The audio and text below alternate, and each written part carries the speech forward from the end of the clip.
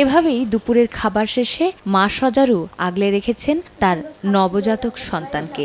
যেসব অভিভাবক এবার পরিকল্পনা করছেন ঈদে শিশুদের নিয়ে রাজধানীর কোথাও ঘুরতে যাবেন, তাদের জন্য অপেক্ষা করছে 2 নবজাতক সহ মা সজারু। ভর দুপুরে তাদের মাকে ঘিরে খেলার সময়টা শুধু মনোমুগ্ধকরই নয়, শিশুদের জন্য দারুণ আকর্ষণীয়। রোববার জাতীয় চিড়িয়াখানায় চলছে ঈদকে ঘিরে শেষ সময়ের প্রস্তুতি। প্রকৃতির সান্নিধ্যে পরিবারকে নিয়ে যারা সময় কাটাতে চাচ্ছেন, বাঘ, হরিণ, সজারু, উটপাখিও তাদের ঈদ আনন্দকে বাড়িয়ে দিতে পারে কয়েক গুণ। বসে আছি জাতীয় চিড়িয়াখানার বকের রাজ্যে। এখানে প্রায় 1000 থেকে 1200টি বক রয়েছে, যারা প্রত্যেকদিন 88 কেজি পুঁটি মাছ সহ নানান ধরনের মাছ খেয়ে থাকেন। আসন্ন ঈদ উপলক্ষে তাদেরও রয়েছে বাড়তি আমেজ।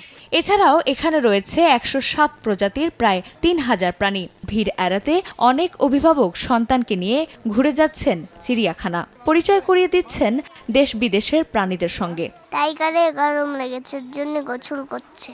তুমি কি তাকে দেখতে এসেছো? হ্যাঁ, আমি জানি যে ঈদের দিন প্রচণ্ড ভিড় হবে, আজকে একটু ভিড় কম একদম, তাই আমি আজকে নিয়ে এসেছি। পাখি দেখেছি, বিভিন্ন প্রজাতির গাধা দেখেছি, ঘোড়া দেখেছি।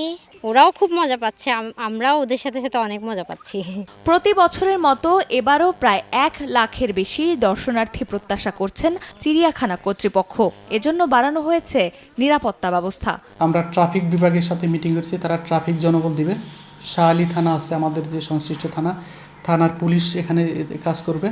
ট্যুরিস্ট পুলিশকে আমরা করছি, তারাও এখানে করবে। র্যাবের সাথে আমরা যোগাযোগ করছি, র্যাবকে আমরা পত্র দিচ্ছি। সেটা সেনাবাহিনী টহল আছে, সেনাবাহিনীকে অবহিত করা হয়েছে। এবছর ভিড় এড়াতে মূল কাউন্টারের সঙ্গে থাকছে 28টি টিকিট কাউন্টার এবং মোট 17টি প্রবেশপথ। চন্দ্রিমা চৌধুরী, সময় সংবাদ, ঢাকা।